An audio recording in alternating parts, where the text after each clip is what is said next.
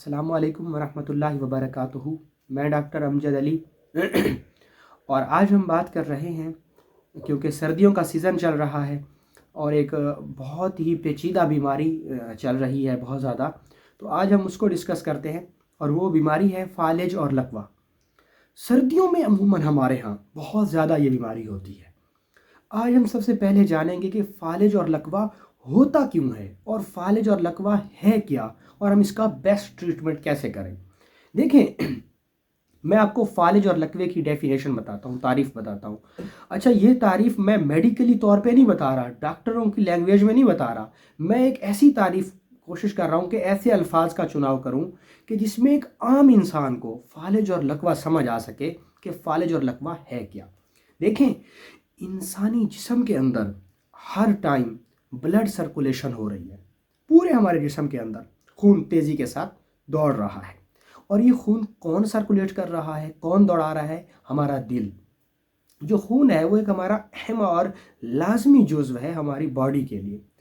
جو ہمارا خون ہے، جب وہ کسی بھی وجہ سے اگر ہمارا خون گاڑھا ہو جائے اور اس کا گاڑھا پن اتنی حد تک پہنچ جائے، ایک خاص حد سے کراس ہو جائے، تو پھر کیا ہوتا ہے؟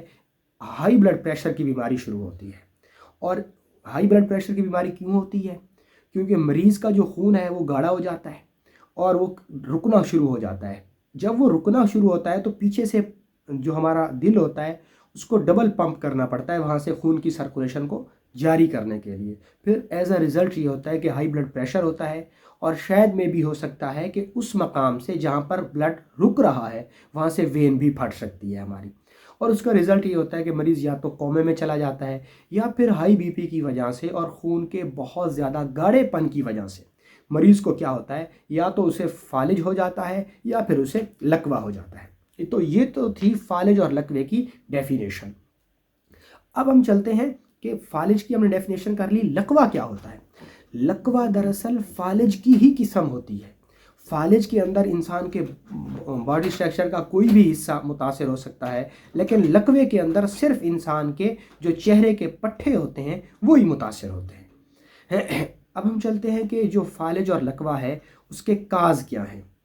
دیکھیں، اگر انسانی جسم کے اندر خون کی کمی ہے، خون کا گاڑھا پن ہے، آپ بے تحاشا پین کلر یوز کرتے ہیں یا وہ دوائیاں کھاتے ہیں جو خون کو گاڑھا کرتی ہیں، یا اس کے علاوہ آپ کے اندر ہائی بلڈ پریشر کا شکار ہیں، یا بہت زیادہ آپ کو سردی لگ گئی ہے، ٹھنڈ لگ گئی ہے، یا آپ کو پٹھوں کی کمزوری ہے، تو یا دماغی رسولی ہے، یا آپ دیرینہ ہائی بلڈ پریشر کے مریض ہیں، تو آپ کو لازمی طور پہ اپنی جانچ کروانی چاہیے، آپ کو اپنے ڈاکٹر سے رجوع کرنا چاہیے، ورنہ ہو سکتا ہے کہ آپ فالج اور لکوے کا شکار ہو جائیں۔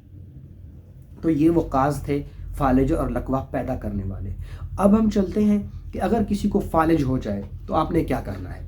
دیکھیں، سب سے پہلے جیسے مریض کو فالج ہو تو آپ نے سب سے پہلے اس کا MIR کروانا ہے، اور اس کا بلڈ پریشر وقفے سے اس کا BP لازمی چیک کریں، اور مریض کو اس وقت انتہائی احتیاطی تدابیر کی ضرورت ہوتی ہے۔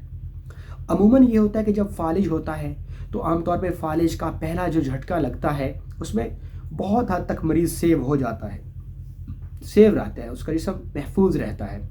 اگر نامکمل فالج ہو تو یہ اس چیز کا الارم ہوتا ہے کہ اگلے 8 سے 10 دنوں میں شاید کہ اسے دوبارہ فالج ہو جائے۔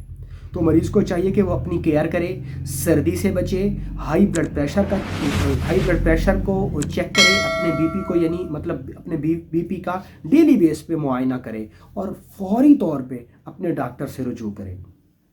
اس کے علاوہ اگر کسی مریض کو مکمل فالج ہو جاتا ہے تو اس کو سب سے پہلے تو اس سے بیسٹ وے تو یہ ہے کہ وہ اپنے ڈاکٹر سے مشورہ کرے۔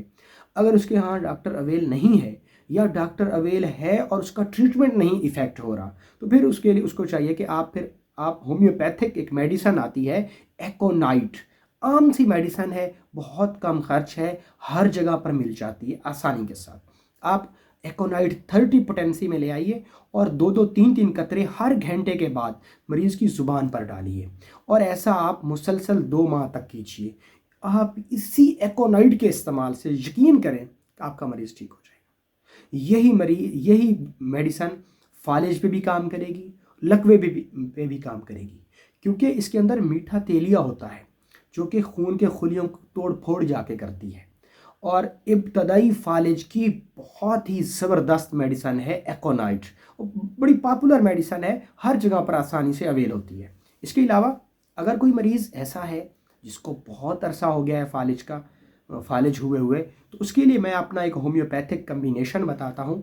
आप वो बनाकर अपनी क्लिनिक में रखिए और अपने मरीज़ों को भी यूज़ करवाइए। जब आप ये अप्लाई करेंगे उनके ऊपर तो इंशाल्लाह आपको बहुत ही अच्छे रिजल्ट मिलेंगे और पेशेंट आपको बहुत अच्छा फीडबैक देगा। तो चलते हम अपने उस कम्बिनेशन की तरफ। तो उसमें जो पहली मेडिसन है वो है जेलसीमियम। ये 200 पोटेंसी में आपने लेनी है। जेलसीमियम।